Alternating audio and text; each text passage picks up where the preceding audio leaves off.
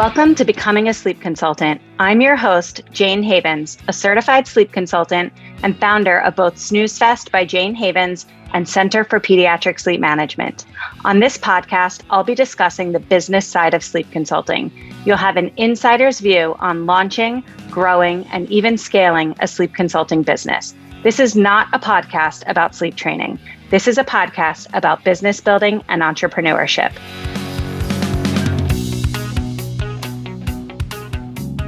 This week on the Becoming a Sleep Consultant podcast, I'm joined by Phyllis, a former teacher, social worker, daycare owner, and mom of four who's now building a thriving sleep consulting business. Phyllis shares what it's looked like to start over professionally, how she leaned on decades of experience with children and families, and what she's learned in her first year of business. We talk about the steep learning curve of entrepreneurship and how she's grown by leaning into her strengths instead of forcing herself to market like everyone else. You'll hear how she's built her business largely through in-person connections, local partnerships, and referrals, and why that approach has worked so well for her. It's really an encouraging example of how experience, warmth, and consistency can carry you far in this work. Phyllis, welcome to the Becoming a Sleep Consultant podcast. I'm so glad you're here today. Thanks, Jane. Thanks so much for having me. It's a little exciting being on your podcast. I'm not going to lie. It's exciting for me too. Before we get started, tell everybody a little bit about yourself. Tell us what you were doing before sleep consulting came into your life, and then we'll take it from there. Okay, so I started out as a teacher. I taught kindergarten for 12 years. I taught in a very urban district. It was very challenging. And then I was the school social worker in the same school. I worked for some time with students, working with parents, and then I left when my four kids were under 5. So it didn't really make sense to put them in daycare and go back to work full time. So I left my career, I left it behind, and I was home with my 4 kids for, 10 years. And then I wanted to get back into the workforce. And my career just didn't want me, Jane. And I had friends who were administrators and principals in school districts, and they said, "You're too expensive." They said, your experience, your education, you're out of the market. We're looking at kids right out of college. And so I sort of found myself careerless. So then I started thinking about, what can I do to make money and use the skills and the knowledge that I already have? Because I didn't want to go work retail and I didn't really want to go back to school for something else. I wanted to use what I was already passionate about and what I already knew. So I opened a daycare and I did that for 13 years. And that was amazing. I mean, it was 13 years of, the happiest. It was a great job. So what I knew was that when my last kid graduated from high school, I knew I wanted to downsize. I knew I wanted to move to a warmer climate. And I knew that my daycare needed to end. So as much as I would have liked it to be forever, I knew that it wasn't going to be because I needed to go in a different direction with my personal life. So that led me to start thinking about, what kind of an online business can I start? What can I start now and start putting in place and growing so that in a couple of years, I'll have an online job? I looked into a lot of different online options and none of them really landed with me. None of them really felt like this is the one you should do. Then I randomly found Kerry in a Facebook group and, she was talking about parent coaching and sleep coaching. And I was like, wait a minute. I was like, this is something that speaks to me. Because I've been dealing with little kids and parents literally my entire life, a career spanning over 2 decades. And when I ran the daycare, parents would ask me sleep advice and about their older kids or their babies, or they would bring me their baby and say, well, my baby needs to be rocked to sleep. And I would be thinking, that's not really practical. And the parents would say to me, I don't understand how you get all these kids to sleep at the same time. Are you magic? And I'm like, no, I'm just really consistent. So it was something that I had been doing. And because I have 4 kids and a lot of experience, parents would always come to me and ask me other parenting questions and things they needed to know about anything else, potty training or, whatever. I had great relationships with all my families. So I would just talk to them and could tell them what they needed to know or tell them about my experience. And whether it worked or not, I always had a great rapport. So when I randomly found Kerry in a Facebook group and she was talking about sleep consulting and parenting, I was like, I don't know why I've been wasting my time looking at some other online models. I'm like, this feels right to me. because this is an extension of what I already know. And again, kind of like how I started the daycare, how can I use what I already know? I already have transferable skills. I already know so many foundational things. So it just felt right. And so I Yeah. found you. And so you've been in business for about a year. Yeah, And little. I guess what I want to talk to you about today is what it's looked like for you to grow your business. You mentioned when we were talking privately offline that, you're not into social media, you don't love to create content, that's not really your thing. Can you share a little bit about what it's looked like for you to build a clientele over the past year? Sure. I think right out of the gate, I started getting clients from referrals from people I already knew who knew that I started this business and knew my background. And so my first paying clients came from referrals from friends who knew people with babies. And then it started to take off from there. I mean, honestly, the first year of business, I don't want to say I struggled, but I certainly learned a lot. When I became a sleep consultant, you know, the funny thing is, you think you're going to be really good at the thing, and you could be really good at the thing. And then there's this whole other thing on the side that about the business building end that you don't know. And sure, it's covered in the course. There's a lot of great information on business building in the course, but like anything else, the practical knowledge in application can look very different. So when I started to apply that knowledge, it was just, I don't want to say I was overwhelmed, but I'm like, wow, I really have a lot to learn about the business building end of this. And so I did. My business grows kind of slowly, but I really want to learn those pieces of the business building before I jump to the next thing. I kind of want to master something, kind of get better at it, be comfortable with it before I jump into the next piece of the business end, because the business end is what I don't have the experience with. The parents and the babies, I'm so comfortable supporting families. That's so comfortable and natural for me. It's the doing the business part for me that's like, oh, I got a lot to learn. I understand where you're coming from, where you feel like that's where your biggest learning curve is, 100%. And I would agree with you. However, I think you're perhaps giving yourself not enough credit because while business building feels perhaps foreign and overwhelming to you, what I've noticed about you is that one of your core strengths is just your people skills. Thank you. You present so approachable and so warm and so trustworthy Thank you. and patient, and you're a listener, and these are all things that I've noticed have allowed you to get a decent start in your business, even if you feel like you'd rather it be double the size that it is now. When I look at entrepreneurs that are 1 year into their business, a service-based business, many of them don't have those core skills that you do. And I think that that's what sort of allowed you to get a decent start. Thank you, Jane. I really appreciate that. And I do agree with you. What I don't know in the like businessy world, I learn. If it takes me some time, I learn it. But I do, in terms of building my business, I do lean into what I already know. And I've always been able to do that. I've always been able to take what I already know, what skills do I already have, and how can I move the needle using what I already have.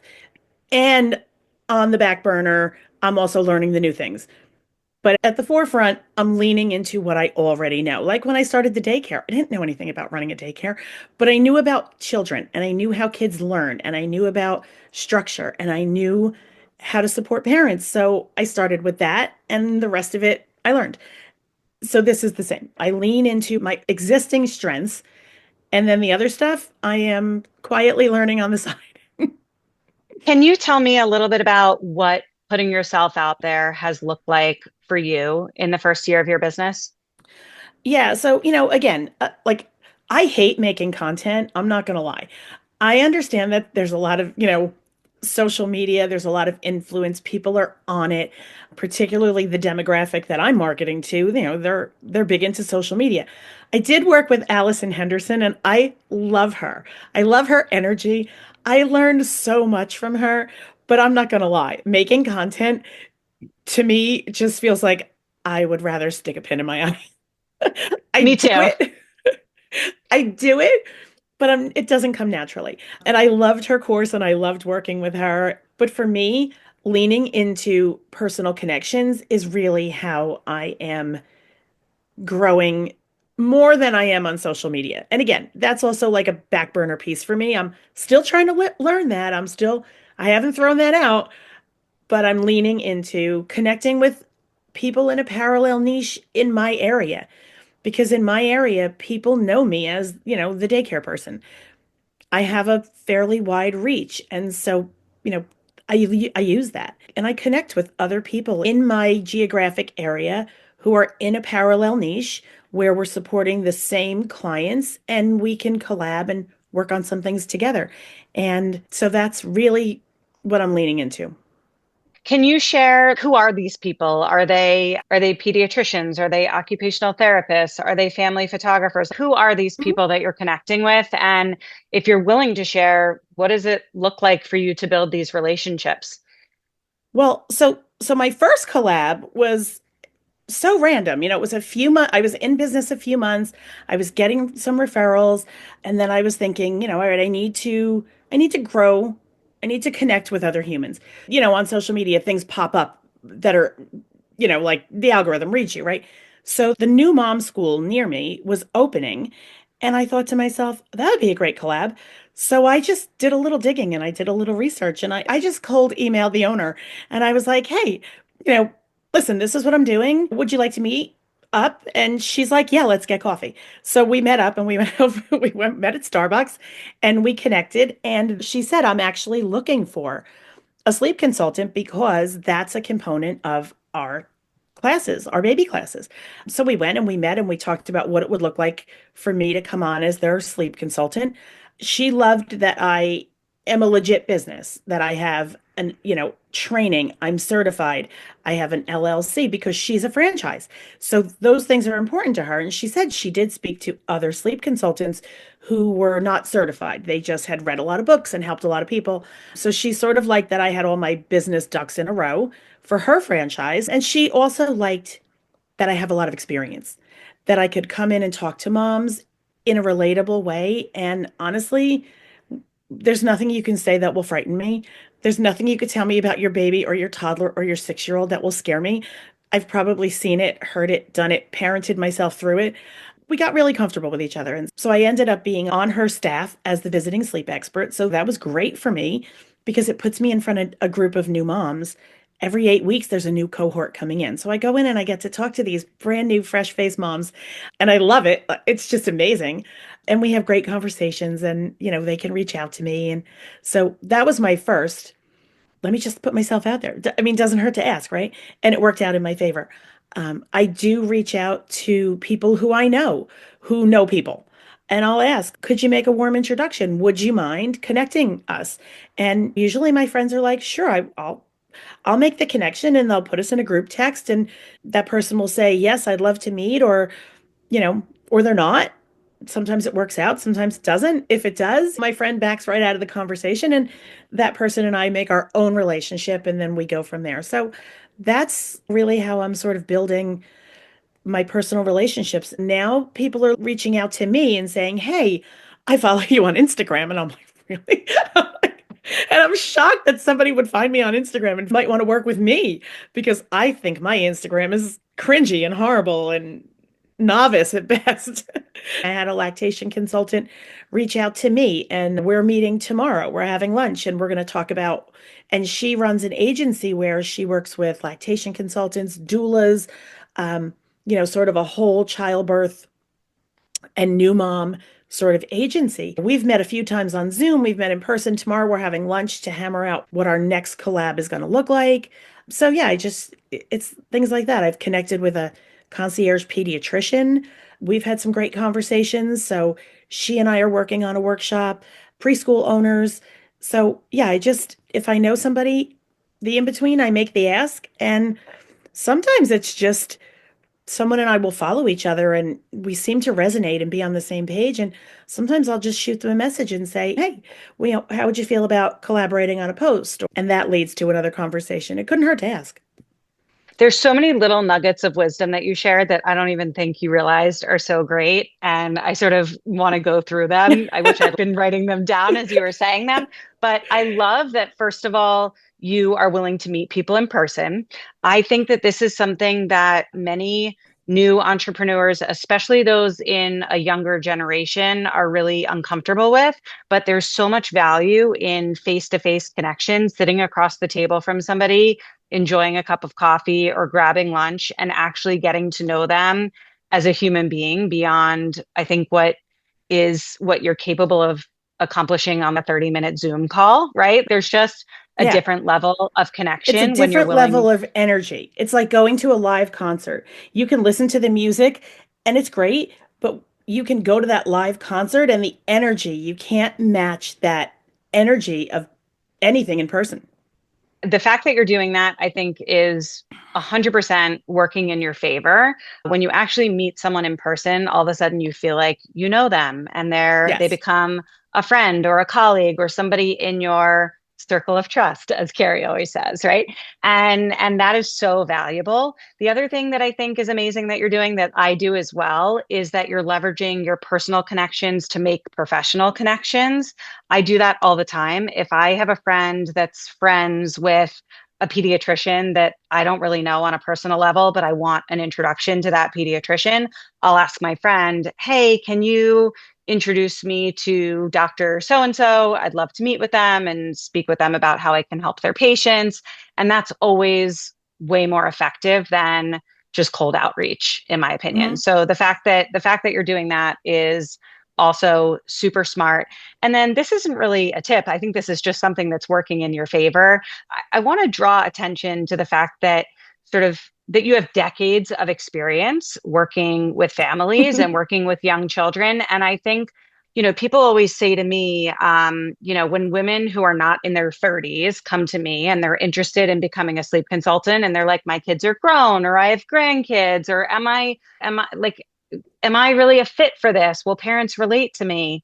I actually see it as an advantage that you're coming in a little bit of a different season of life than these brand new moms, because sometimes I feel like when super young sleep consultants are going in and telling brand new parents how to parent, there can be a little bit of feeling of judgment. Not that the sleep consultant is being Hmm. judgmental, but it's sort of like having your peer tell you how to parent sometimes feels not great.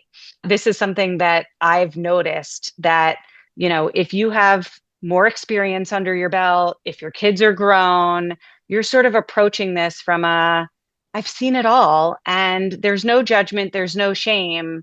I just have a lot of tools in my toolkit. I have a lot of experience, and I'm bringing that collective wisdom to help you.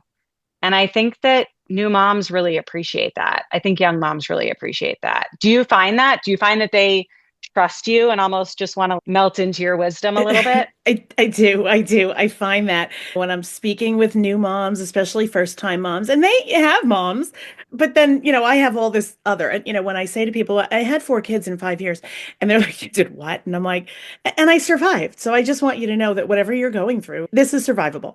I have a lot of stories. I have a lot of anecdotes. I have a lot of, the experience, but I can diffuse an anxious mom pretty quickly because I just know when that mom needs a break in tension and she's really keyed up and really upset about something, and I'll talk her down a little bit, and again, no judgment, and then I'll throw in an example of, listen, when my kid was, and it worked out fine, and they're like, oh really? They're like, so you think it's okay? And I'm like, yeah, it's going to be okay. And I feel like knowing that someone else also struggled with something common, or or has a comical story, I can add some humor to it. It breaks the ice, it diffuses the tension, and it builds some trust. And my kids have done some stuff, so I have a lot of anecdotes. I can speak to almost anything. You give me a situation, it's on my bingo card, Jane.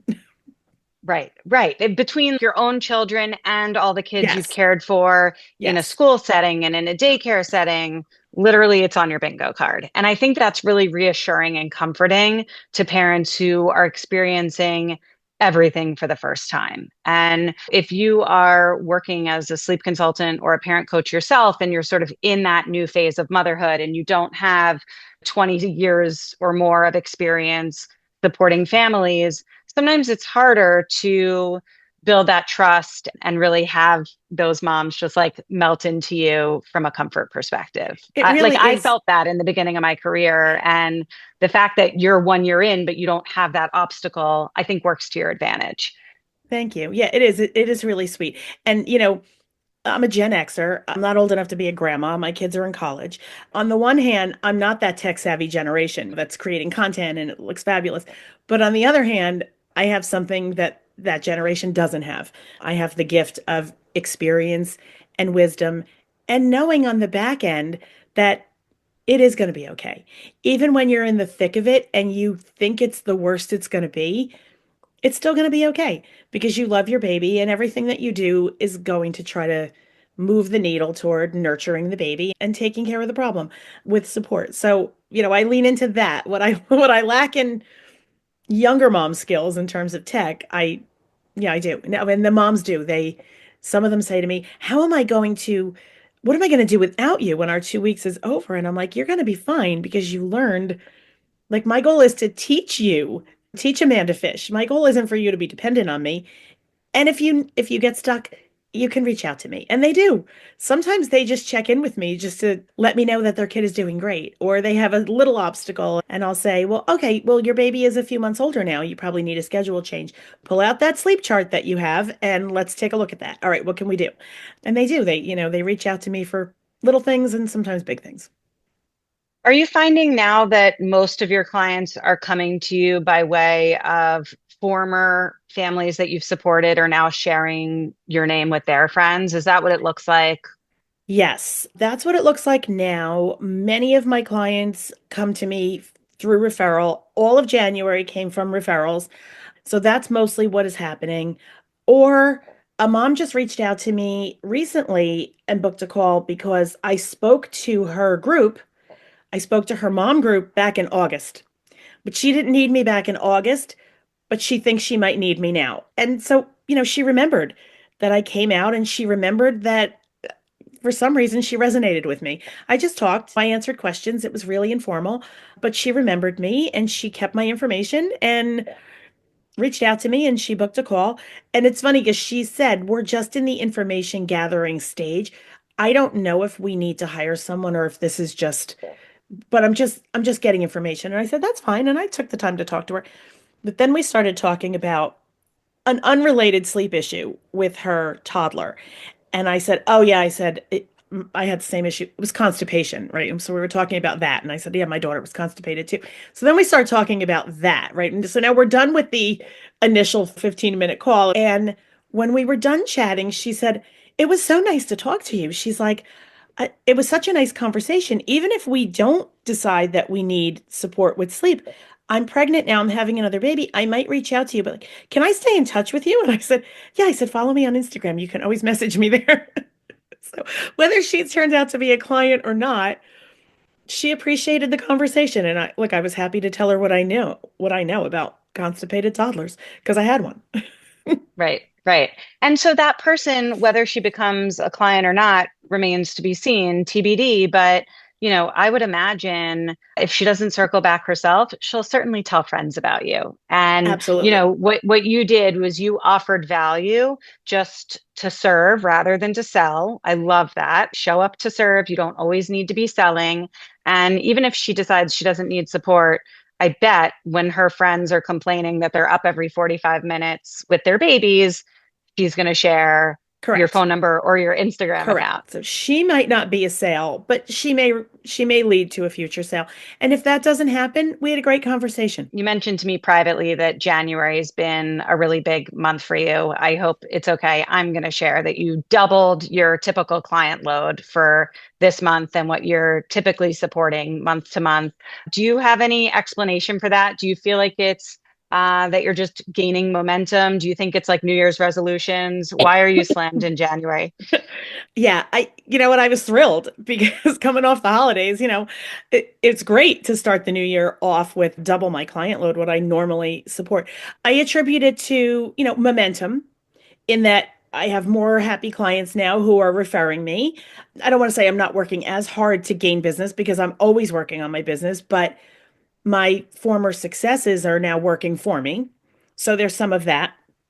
And also, January is January. January just is, it's a reset. And not so much because the calendar turned the page, but when you think about the holiday season, the holidays aren't just a couple of weeks in December with Christmas and Hanukkah. It starts on October 1st, Jane. Remember when you were a kid and Halloween was one day and you looked forward to trick-or-treating on that one day? Well, now it's like a hella blast. The whole month of October, it starts on October 1st. There's a trunk or treat every weekend. I'm watching all this play out on social media because although I don't like to create content, I do like to watch. And I'm watching parents change a costume. This trunk or treat, this party, this farm has a thing going on, right? So it starts in October. Forget Thanksgiving. Thanksgiving isn't even a holiday anymore. They've just glossed right over that and gone right into the December winter holidays. And then it's all of that. I think parents are exhausted after 3 months of nonstop holidaying.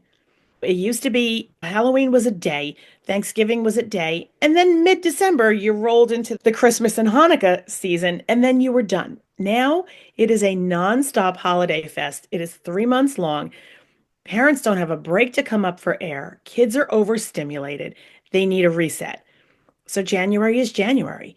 And I think people were waiting to say, all right, not that it was a New Year's resolution, but let me get through this block. And also, parents have FOMO. So it's hard sometimes to say, you know what, we've already done three trunk or treats. Let's just scale back. Like they want to go. They want to make the memories and create the memories and take the pictures. And so they're going and going and going. So January for me, I think is just a reset for a lot of my clients. It's a chance to just slow down, dial down, and then concentrate on reset, refocus, and I'd also like to think that it's also my referrals, gaining momentum and snowballing a little bit. So maybe a little of both. Yeah, I think it is both. I also had a killer January. It was probably my busiest month ever since starting Center for Pediatric Sleep Management back in 2019. Because once I started training others to do this work, I really tried my hardest to scale back my client support a little bit just because I needed to manage both sides Mm, of my business. And this January was sort of like what my business looked like before I was training others. It was wild. And I think you're right that families are on overdrive all fall, that the awful. entire, Not even a it's season anymore. It's a whole yeah, all block. fall. They are Awful. out of their routines. The kids are up late every night. There's treats, there's outings, there's all sorts of special circumstances. And you're right. I think January is when parents finally have a moment to take a breather. And I think in your situation, absolutely you're building momentum and it's all starting to click. And I hope that February looks similar for you and March, April, May. Where do you want to be a year from now? What do you want your business to look like? I mean, eventually, and when I started this, the goal was because I knew I was downsizing and I knew I was going to be moving and I needed to close my daycare. The goal was always to start an online business that would grow and eventually be my full-time income. So I would love to see my business at least double in the next year. I would really love to, just get more reach. I would love to connect with more professionals in my that we share a niche and have more referrals coming in from that. I mean, really, I would love to just support more families. Yeah, I think you're going to. I'm really excited to see what the next year brings. I think the 1 year mark is really oftentimes where people start to feel like they have it figured out a little bit. It's starting to happen with a little Right. bit less hustle and a little bit more just word of mouth and Yes. referral. And I see that happening for you, which is really exciting.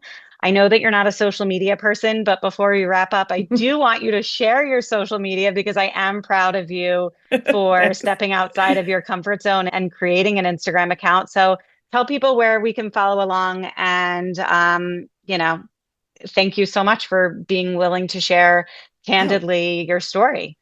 You're so welcome. And I was happy to do that. So my Instagram is at Beyond Sleep Solutions, and that's also my business name. So you can find me there making cringy videos of, talking about sleep. Although I will say I get a lot more views and traction when I'm just talking to the camera, as much as I hate it, because it's not my thing. As much as I don't like it, it does give me more traction. So I'm going to work on that. That is another goal for year 2 of business, is to also get more comfortable with social media, and because I know that I need that as part of my business. But the main crux of it is going to be my personal relationships, because that, I feel, is really where my strength lies. Yeah. Well, I think the reason for why you get so much action and views on your videos where you're talking to the camera is exactly what I said in the beginning of this episode, that like your secret sauce is your personality and your warmth and just your whole aura and vibe. And so when people see that, whether it be in person or online, people are drawn to that. So as much as it feels cringy, I do think that you should keep doing it, and you're really good at it, and keep up the good work. I'm really proud of everything that you've done over the past year, and this really is just the beginning, right? Entrepreneurship is a long game, and Mhm. business development takes years, and I think you've really gotten off to a solid start. So you should be really proud of yourself. Thank you. I appreciate that. Thank you so much for listening to this episode of the Becoming a Sleep Consultant podcast. If you enjoyed today's episode, it would mean so much to me if you would rate, review, and subscribe. When you rate, review, and subscribe, this helps the podcast reach a greater audience. I am so grateful for your support. If you would like to learn more about how you can become a certified sleep consultant, head over to my Facebook group, Becoming a Sleep Consultant, or to my website, thecpsm.com. Thanks so much, and I hope you will tune in for the next episode.